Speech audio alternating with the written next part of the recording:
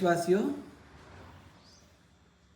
और समस्त मानव जाति से प्रेम करने वाले मित्रजनों, आज हम देश में धर्म की विशेष चर्चा सुनते हैं। सनातन धर्म की दूसरे लोग अपने अपने मजहब को ही धर्म कह के उसका प्रचार करते हैं।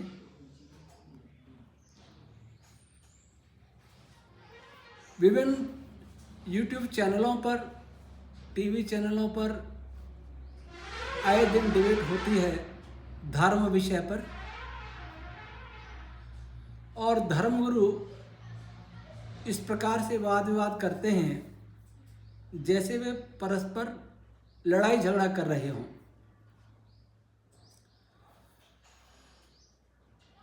आज हम विचार करते हैं कि धर्म अध्यात्म किसको कहते हैं। वैसे यह बहुत विस्तृत विषय है,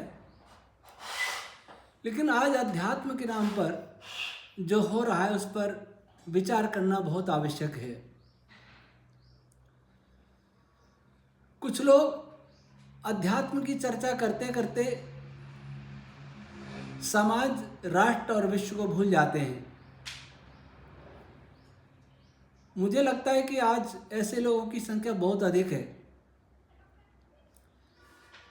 उनका एक उद्देश्य होता है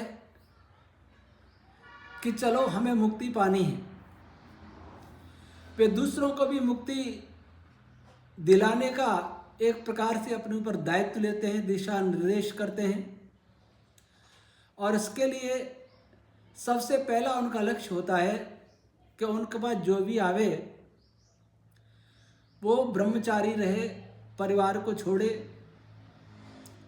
समाज की चिंता नहीं करे, राष्ट्र की चिंता नहीं करे, विश्व की चिंता नहीं करे। वो ऐसा मान के चलते हैं कि जब सबको वैराग्य हो जाएगा तो शांति हो जाएगी। बात तो ठीक है, लेकिन वैराग्य की परिभाषा यह रह गई है कि घर छोड़ो। कभी आदि शंकराचार्य जी के पश्चात उनके अनुयायी लोग शंकराचार्य जी के मत को ठीक ठीक नहीं समझे थे और ब्रह्म सत्य जगन मिथ्या का नारा लगाते हुए कमंडलू ले लेकर वैरागी बन गए, जंगलों में चले गए, और देश धीरे धीरे कमजोर होता गया। राष्ट्र की अवधारणा समाप्त हो गई, सामाजिक व्यवस्थाएं छिन्न भिन्न होती चली गई। उस समय अध्यात्म की एक और दूसरी धारा थी, वो मिथ्या अहिंसा को लेकर के चल रही थी।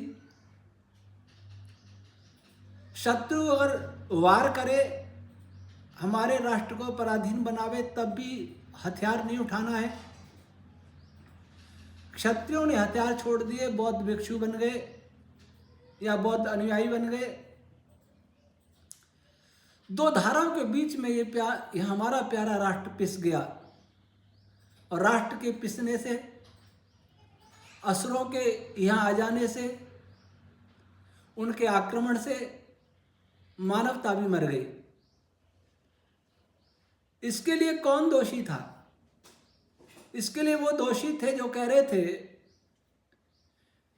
कि एक ब्रह्म ही सत्य है और संसार झूठा है, सपना है। तो सपने के लिए क्या चिंता करनी? परिवार भी सपना है, समाज भी सपना है, राष्ट्र भी सपना है, संपूर्ण विश्व स्वप्न है, संपूर्ण ब्रह्मांड स्वप्न है, केवल ब्रह्म है। तो फिर क्या पारिवारिक दायित्व है, क्या सामाजिक दायित्व रह गया, क्या राष्ट्रीय दायित्व रह गया, क्या वैश्विक दायित्व रह गया? किसी भी दायित्व को हमने निभाया नहीं। और इसी अवसर को देखा विदेशी असुरों ने, और उन्होंने हमारे देश पर आक्रमण करते चले गए, और हमारा देश अंततः पराधीन हो गया। जब देश का क्षत्रिय हथियार रख देता है अथवा वह वैरागी बन जाता है, जंगल में चला जाता है, उसे वैराग्य हो जाता है अपने कामों से, तो राष्ट्र अवरुद्ध हो जाता है। जब कोई परिवार का मुखिया वैरागी हो जाता है, उसे किससे प्रेम नहीं रहता, पारिवारिक दायित्वों का बोध नहीं रहता, वो परिवार को भी स्वप्न मान लेता है, तो वो परिवार समाप्त हो जाता है। लंबे काल तक अनेक सुधारक आए जिन्होंने समाज सुधार की बात की,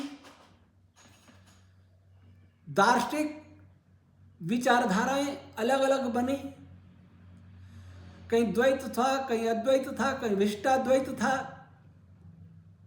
कोई साकारवादी थे, कोई निराकारवादी थे। भक्ति आंदोलन चला, बड़े बड़े संत आए, एवं संत आने के बाद उपरांत भी इस देश में असुरों का साम्राज्य भी बढ़ता रहा। उनके विरुद्ध कोई जागरण नहीं हुआ।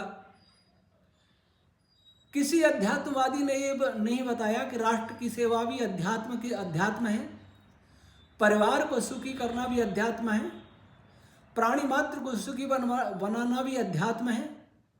ये किसी ने नहीं बताया।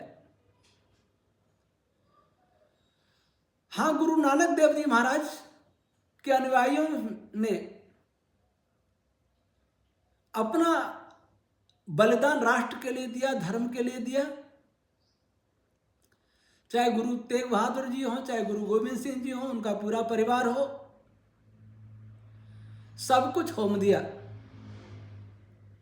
इस परंपरा को छोड़े तो और जो भक्ति परंपराएं थी,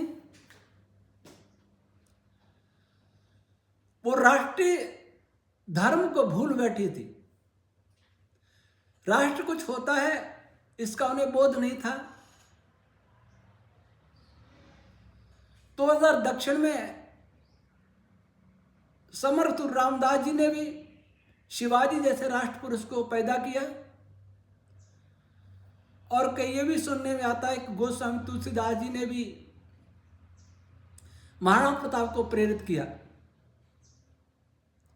इन अपवादों को छोड़ दें तो सभी आध्यात्मिक पुरुष कहलाने वालों ने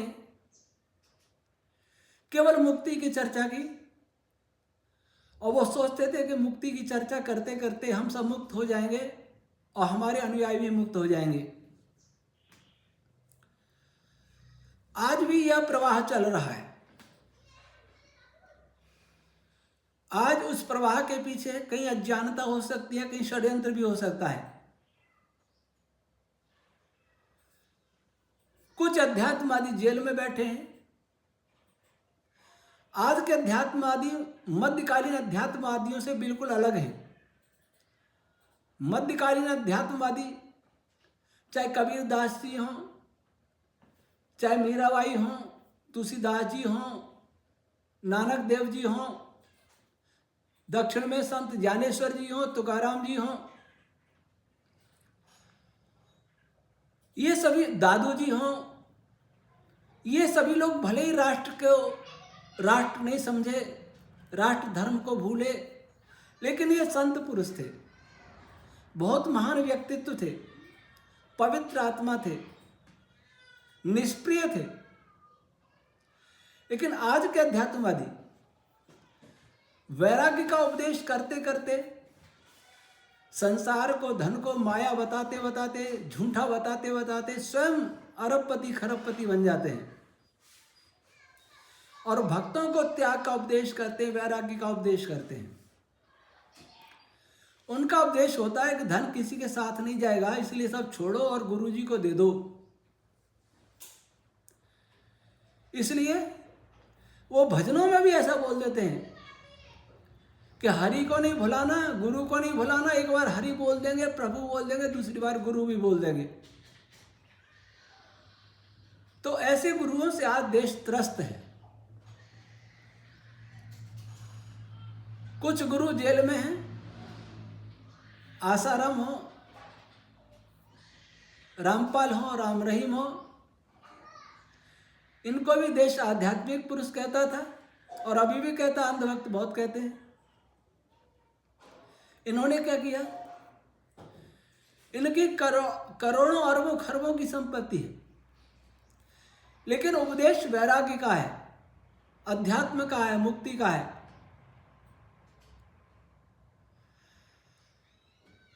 इनके षड्यंत्र, इनकी लीलाएं सामने आ गई तो जेल में पहुंच गए, और जिनकी लीलाएं, जिनके षड्यंत्र सामने नहीं आए, वो अभी भी संत बने बैठे। अगर कोई अध्यात्मवेत्ता आपको वैराग्य का पाठ पढ़ाता है तो उसकी सुख सुविधाओं को आप देखिए, वो कैसी सुख सुविधाओं में रहता है, उसका आश्रम कैसा है,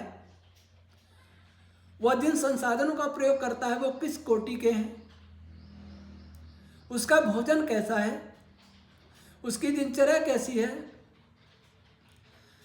भक्तों को दिखाने के लिए दिनचर्या अलग होती है और अकेले में रहने पर दिनचर्या अलग होती है। उनके लैपटॉप चेक करें, उनके मोबाइल अगर कोई चेक करे, उनकी गुप्त डायरियां कोई चेक करे तो मालूम पड़ जाएगा कि वो कितने अध्यात्मवादी हैं, कितना मर्यादित जीवन जीते हैं, ऋषियों की कितनी परंपराओं का, कितने आदेशों का पालन करते हैं। जो ऋषियों ने आदेश दिया था कि 5 वर्ष की कन्या भी बालकों के गुरुकुल में न जाए और 5 वर्ष का बालक भी कन्याओं के गुरुकुल में न जाए, महिलाओं को महिलाएं पढ़ावें, पुरुषों को पुरुष पढ़ावें, ये मर्यादा निश्चित आज से नहीं, भगवान मनु जी से थी, ऋषि दयानंद तक थी। इसका कितने कौन पालन करते हैं। दूसरा, अगर कोई ये कहता है कि मुक्त होने के लिए, योगी बनने के लिए घर त्यागना पड़ेगा, उस पर गंभीरता से विचार करना चाहिए। जो लोग घर त्याग के सन्यासी बने, उन्होंने कितने घर बसा लिए, अर्थात वो कितने परिवारों में जाते हैं, जबकि सन्यासी का धर्म है ही नहीं, वहां रुकते हैं। माताएं पैर भी छूती हैं, कहीं कहीं पैर दबाते भी हैं, और अधिकांश शिष्याएं बनाते हैं, शिष्य कम शिष्याएं बनाएंगे। ये कैसा अध्यात्म है। जो ये कहते हैं कि गृहस्थ में योगी बन नहीं सकते, गृहस्थ तो मुक्ति नहीं हो सकती, या गृहस्थ को छोड़ना ही वैराग्य है। कई तो ऐसे भी विचित्र लोग हैं, उनको मैं क्या कहूं, जो नवविवाहिता को भी तलाक दिलवा करके अपने साथ ले जाते हैं, अपने अभियान में शामिल करते हैं, प्रचारक या प्रचारिका शिष्याएं बनाते हैं। एक ब्रह्मा कुमारी भी ऐसा, हमारे यहाँ भी कुछ ऐसे हैं।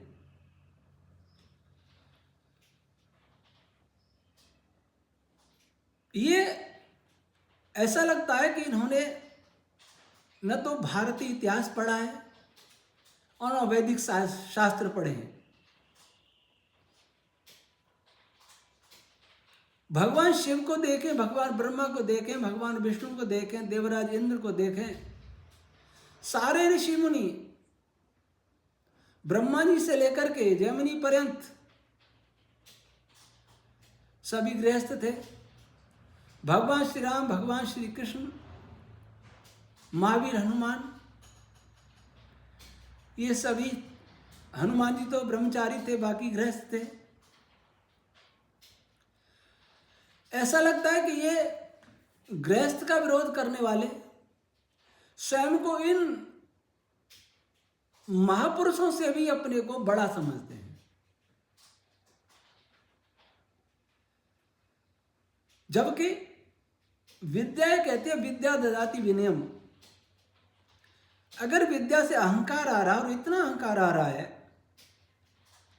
कि जिन महापुरुषों के विषय में हम पूरा जानते भी नहीं है और उनके गुण गरिमा को वखान करने के लिए हमारी वाणी में शक्ति भी नहीं है, हमारा बौद्धिक सामर्थ्य भी नहीं है कि हम उनके स्वरूप को जान सकें, कल्पना कर सकें। उन महापुरुषों को अपने से अधिक निम्न बताना ये भयंकर अपराध है, अथवा देशद्रोह है या धर्मद्रोह है। अंग्रेज यही कहता था, अंग्रेज की यही योजना थी कि भारत के लोग अपने इतिहास पर गर्व करना छोड़ दें, इतिहास पर विश्वास करना छोड़ दें, इतिहास पर श्रद्धा करना छोड़ दें। भारत के लोग अपने महापुरुषों पर विश्वास करना छोड़ दें, उन पर श्रद्धा करना छोड़ दें, तो देश कमजोर हो जाएगा। जिस देश का इतिहास मिट जाता है वो देश मिट जाता है। जिन महापुरुषों से हम प्रेरणा ले सकते हैं, राष्ट्र धर्म की प्रेरणा ले सकते हैं, मुक्ति धर्म की प्रेरणा ले सकते हैं, वैश्विक धर्म की प्रेरणा ले सकते हैं, मानवता की प्रेरणा ले सकते हैं, उन महापुरुषों को हम अपने सामने नीच बता दें, अपने अपेक्षा निम्न बता दें, इससे बड़ा राष्ट्रद्रोह या धर्मद्रोह या अपराध क्या हो सकता है। दुर्भाग्य से अध्यात्म के नाम पर हो रहा है। ब्रह्मा कुमारी वाले भी ये करते हैं, वो इन पर, इनके इतिहास पर ही प्रश्न चिन्ह लगाते हैं। वो कहते हैं ऐतिहासिक नहीं हुए, ये कल्पना है। महाभारत कल्पना है, रामायण कल्पना है। वो उनको कल्पना बता करके हम भारतीयों को उससे विमुख कर रहे हैं, और हमारे अध्यात्मवादी इनको हीन बता करके हमको उनसे विमुख कर रहे हैं। अगर कोई ऋषियों को नीचा दिखा करके मुझे महर्षि परमर्षि कुछ कहे तो ये मुझे सहन नहीं है, ये मैं सहन नहीं कर सकता। कोई अपनी प्रशंसा करना चाहता है, उसे अपनी प्रशंसा अच्छी लगती है तो कोई बात नहीं, करवाए, लेकिन महापुरुषों को नीचा दिखा करके नहीं। मैंने भगवे कपड़े पहन लिए, भगवान श्री राम से बड़ा हो गया, भगवान श्री कृष्ण से बड़ा हो गया, हनुमान जी से बड़ा हो गया, भगवान शिव ब्रह्मा विष्णु से बड़ा हो गया, ऋषि महर्षियों से बड़ा हो गया। ऐसा सोचना भी अपने में एक बहुत बड़ा अपराध है। और मुझे समझ में नहीं आता कि इन लोगों को यह अपराध बोध होता क्यों नहीं।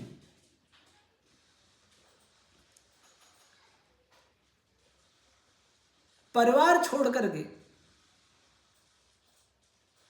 हम क्या करेंगे फिर? दूसरे परिवारों पर निर्भर रहेंगे, दान मांगेंगे, उनके घरों में आएंगे, उनके विवाहों में भी जाएंगे, जन्मदिन पर जाएंगे, उनको आशीर्वाद देंगे, तो वैराग्य कहां गया? ज्ञान की पराकाष्ठा वैराग्य है, महर्षि व्यास जी ने कहा है। और अध्यात्म बिना अहिंसा के प्रारंभ ही नहीं होता है। अहिंसा मूल है, योग का मूल अहिंसा है। अहिंसा का अर्थ है सबसे प्रीति करना, किसी से वैर न करना। जब हम किसी से संबंध ही नहीं रखेंगे, जब हम छोड़ छोड़ के घर भागेंगे, किसी से संबंध ही नहीं रखेंगे, तो ये मालूम कैसे होगा कि हम सबसे प्रीति करते हैं या अप्रीति करते हैं? कोई ये प्रश्न करेगा कि घर छोड़ के क्या करते हैं? वो भी समाज सेवा करते हैं। कैसी समाज सेवा? वो ये समाज सेवा करते हैं, वो दूसरों से कहते हैं आजा तुम भी आ जाओ, घर छोड़ो। घर छोड़ के क्या करो?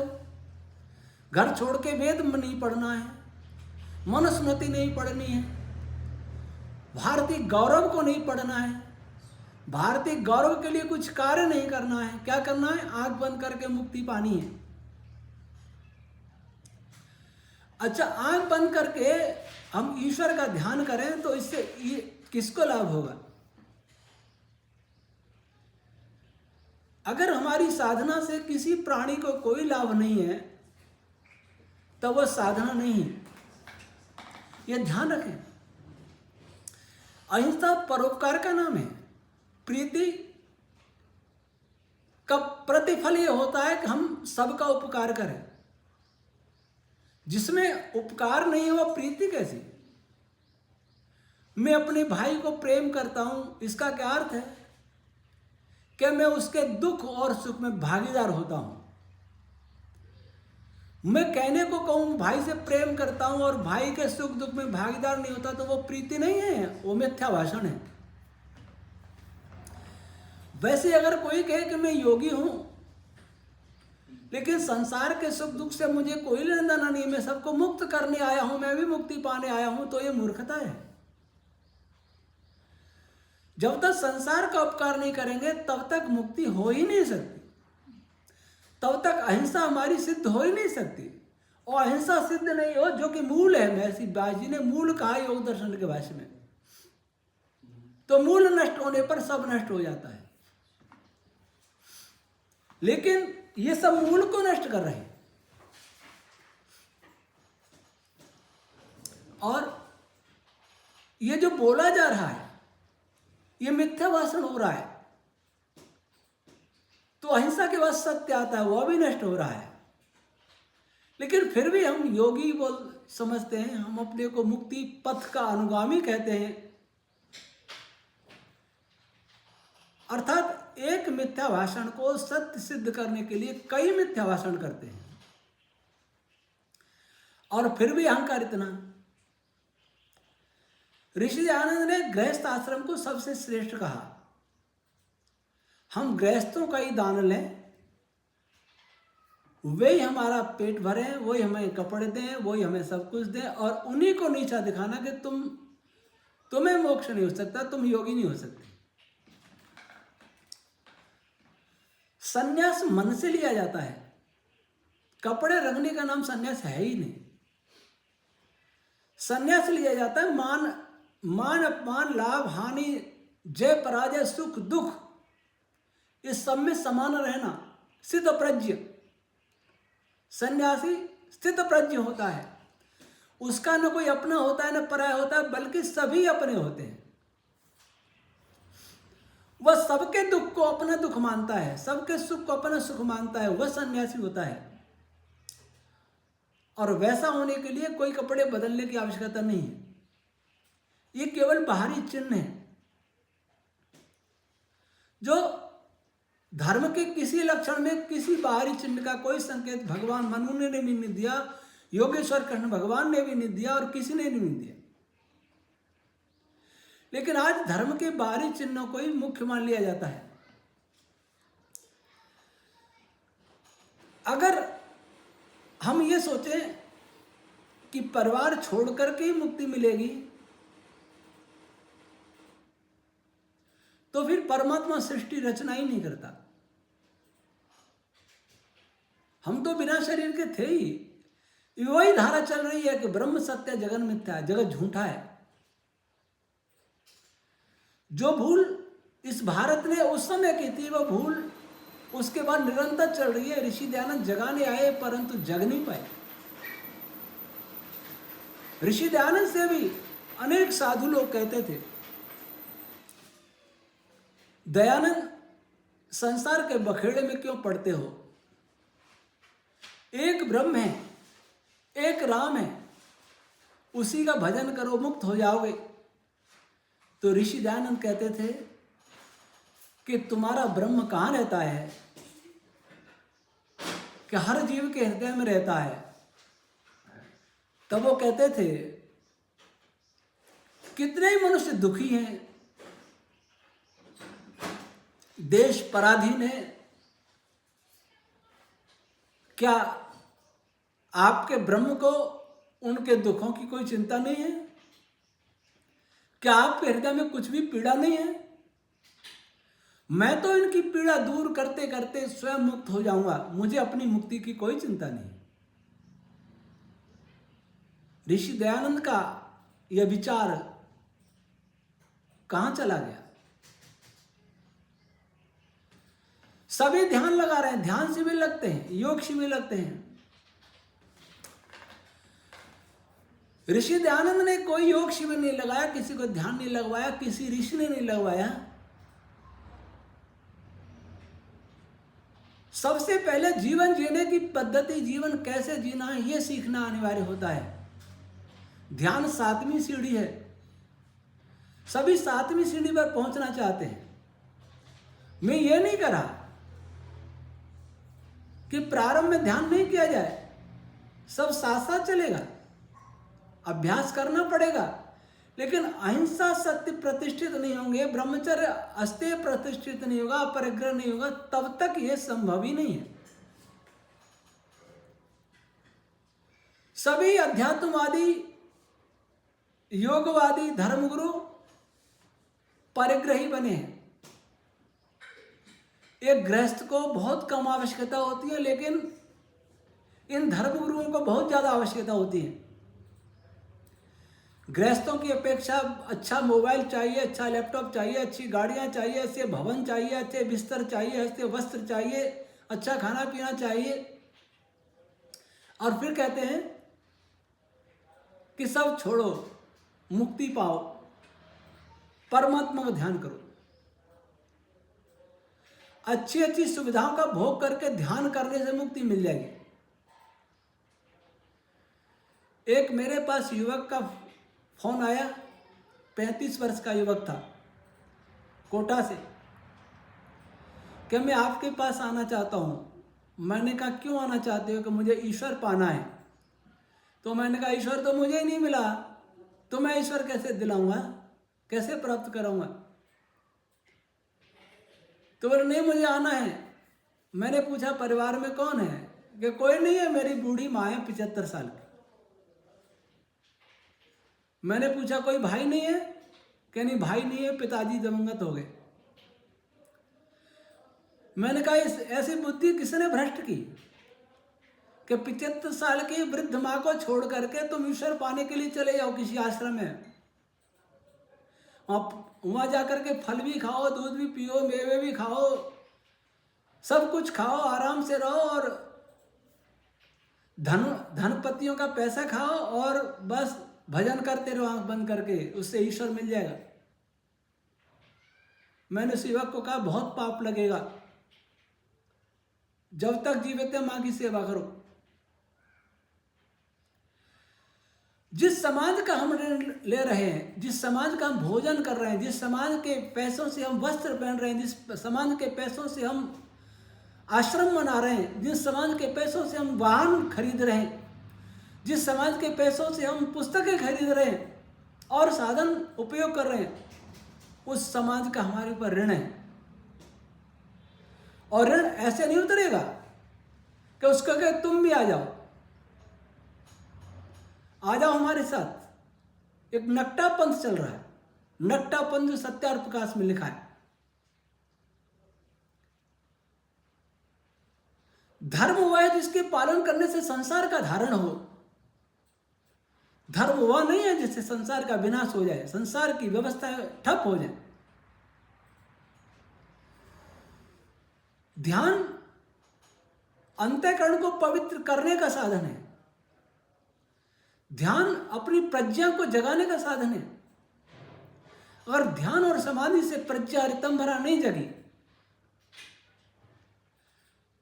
तब हम सोच ले ध्यान नहीं ले रहे, ध्यान नहीं कर रहे, हम नींद ले रहे,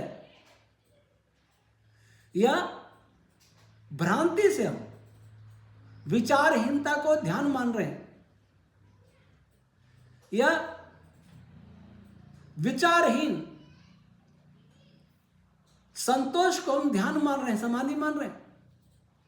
जैसे भांग पीने वाला व्यक्ति भांग पीकर बहुत प्रसन्न होता है, जैसे उसे परमात्मा मिल गया,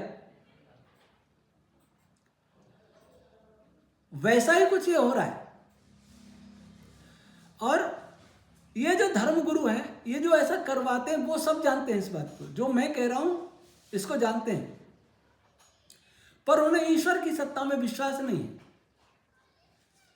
इसलिए वे आडंबर करके लोकेशना वित्तेषणा की पूर्ति करते हैं।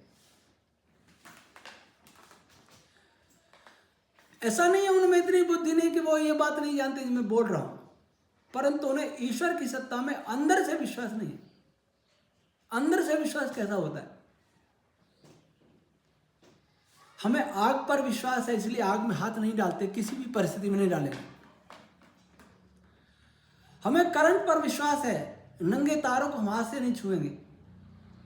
लेकिन ईश्वर पर हमें विश्वास नहीं है, इसलिए ईश्वर के उपदेशों को मानते नहीं है और ईश्वर के उपदेशों को पढ़ते भी नहीं। ईश्वर के उपदेश कहाँ है? ईश्वर के उपदेश है वेद में। लेकिन ये धर्मगुरु योग गुरु कहते हैं कि वेद की कोई आवश्यकता नहीं है, वेद हमारा विषय नहीं है, हम तो बस योग करेंगे, ध्यान लगाएंगे।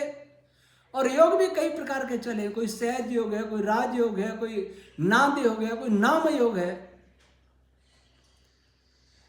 गुरु के नाम की माला जपने से भी मुक्ति हो रही है, किसी प्राचीन महापुरुष के नाम से भी मुक्ति हो रही है,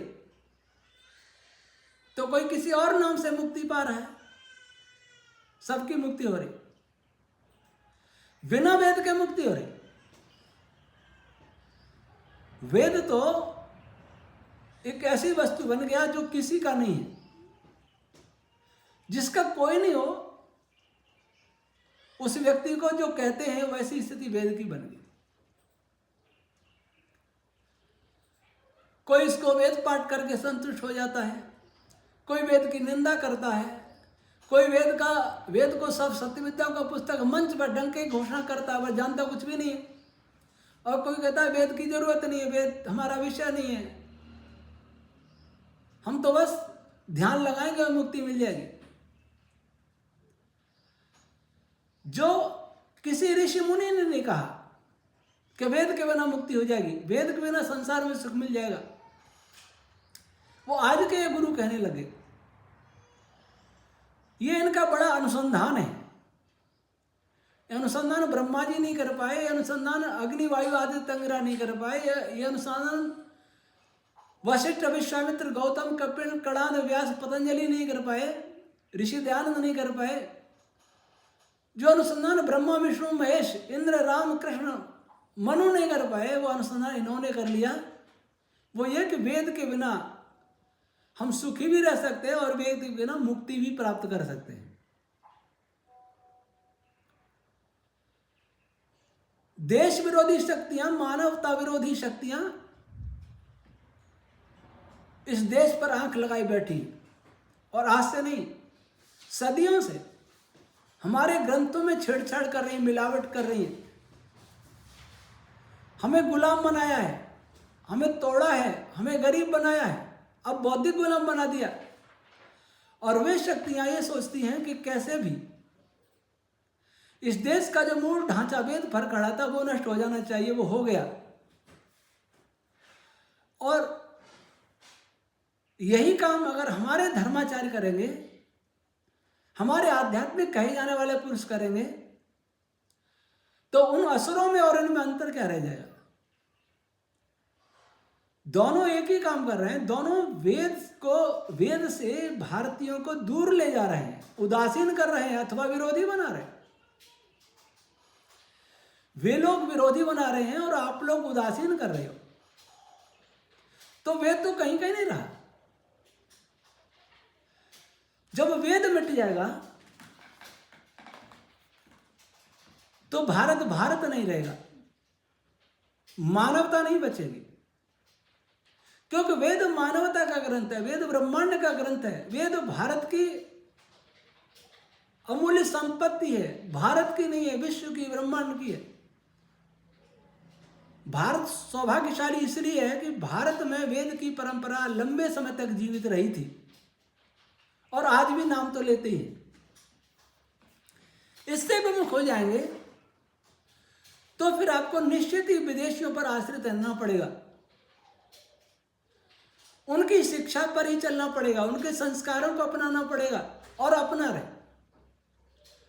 जितने धर्मगुरु आज भारत में हैं, अगर वो गृहस्थ हैं तो उनके बच्चों को देखिए कि बच्चे क्या पढ़ते हैं, कहाँ जाते हैं।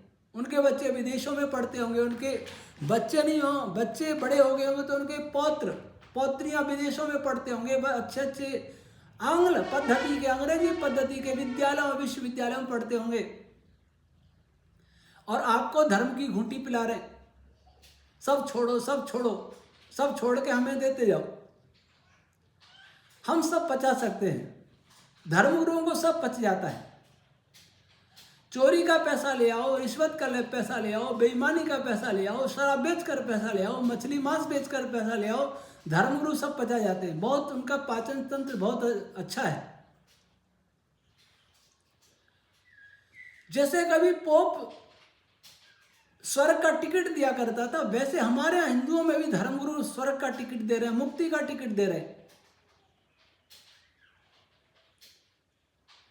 यह देश के लिए बहुत चिंता की बात है। यह धर्म के लिए, सनातन वैदिक धर्म के लिए चिंता की बात है। हमारे शास्त्रों में मिलावट होती रहे, उनके गलत भाष्य होते रहे, हमारे धर्मज्ञ कहे जाने वाले, हमारे धर्माचार्य कहने वाले, हमारे योगाचार्य कहलाने वाले, हमारे आध्यात्मिक संत कहलाने वाले मौन बैठे रहे। इसका अर्थ है कि वे सब पाप का समर्थन कर रहे हैं। कांटों से बचना उपाय नहीं है, कांटों को उखाड़ फेंकना ही उपाय है। और हमारे शास्त्रों में जो कांटे बोए हैं, शास्त्रों के बिना आप नहीं जी सकते, और जिएंगे या जी रहे हैं तो पशुवत जीवन है।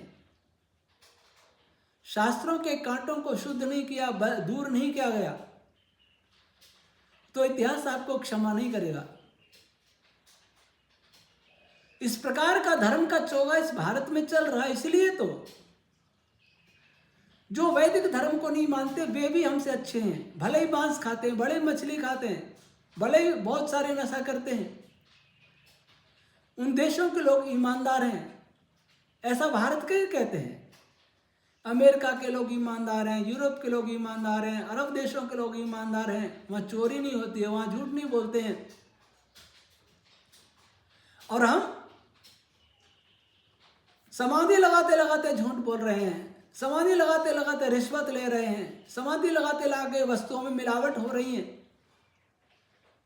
देश को लूट के खा रहे हैं, कर्तव्य परायणता के स्थान पर कर्तव्य विहीन हो रहे हैं, प्रमादी हो रहे हैं।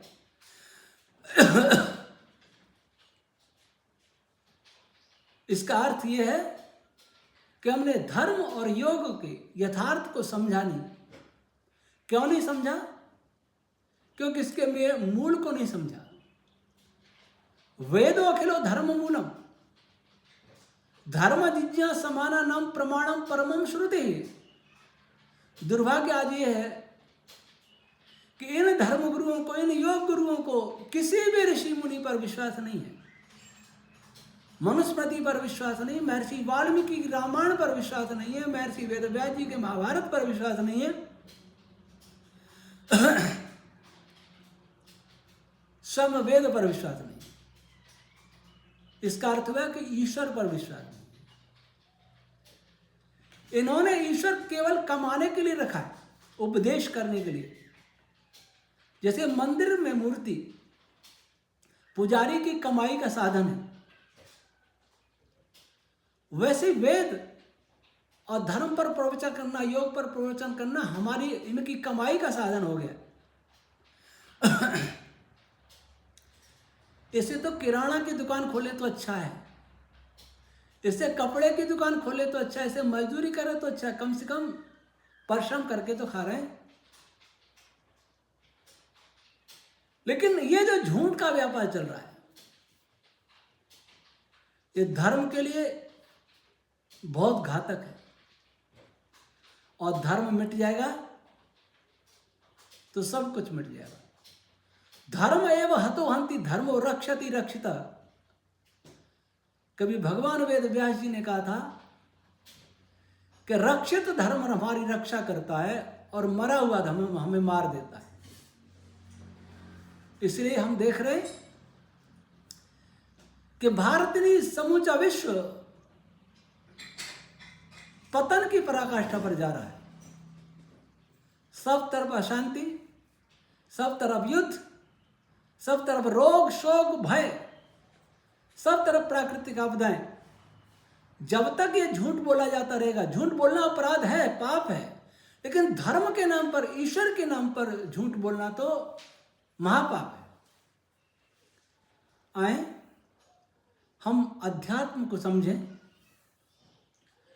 आत्मा की सिद्धि शरीर के ज्ञान के बिना हो ही नहीं सकती। परमात्मा की सिद्धि सृष्टि के ज्ञान के बिना हो ही नहीं सकती।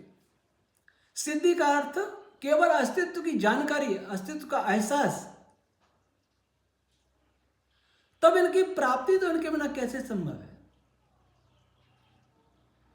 इसलिए मैं सभी अध्यात्मवादियों से विनम्र निवेदन करता हूं कि बहुत व्यापार हो गया, अब सत्य का व्यापार शुरू करें। और सत्य कभी व्यापार नहीं करता है। सत्य निष्काम भाव से अपना कर्म करता है और वह कर्म करता है जो सबके लिए हितकारी है। इसलिए महर्षि दयानंद ने कहा था कि संसार का उपकार करना इस समाज का उद्देश्य, अर्थात शारीरिक, आत्मिक और सामाजिक उन्नति करना, सबकी उन्नति करना। आंख बंद करके बैठना नहीं, पुरुषार्थ करना। बैठिए, ध्यान भी लगाइए प्रातः शाम, लेकिन आडंबर नहीं। दिन में लोग की स्थिति पर विचार करिए, विवेचना करिए, राष्ट्र पर, परिवारों पर, टूटते बिखरते समाज पर, भटकते हुए विश्व पर, बारूद के ढेर पर बैठी मानवता पर। अगर आप इसके लिए कुछ कर सकते हैं तब आप समझें कि आप अध्यात्मवादी हैं। आपने ईश्वर को जाना है, जाना नहीं तो कम से कम माना है। अन्यथा विनाश का खेल यूं ही चलता रहेगा और उस विनाश से कोई भी नहीं बचेगा। कितना ही धन कमा के रख लीजिए, एक दिन असुर लोग लूटेंगे और आपको भी मारेंगे, सबको मारेंगे। इसलिए असुरों को सही दिशा देने के लिए उनको भी ज्ञान से दिशा दीजिए। और ज्ञान की दिशा कोई नहीं मानता है तो शक्ति का मुकाबला शक्ति से करने के लिए भी तैयार रहिए। विचारों को स्पष्ट बनाइए, पारदर्शी बनाइए, अंतःकरण पवित्र बनाइए। तो देखिए, संपूर्ण समाज, संपूर्ण राष्ट्र और विश्व हमारा है। सभी प्राणी हमारे ही हैं। सबका कल्याण करना हम धर्माचार्यों का सबसे बड़ा दायित्व है। ईश्वर हम सबको ऐसी शक्ति दे, ऐसी बुद्धि दे। ओम शम।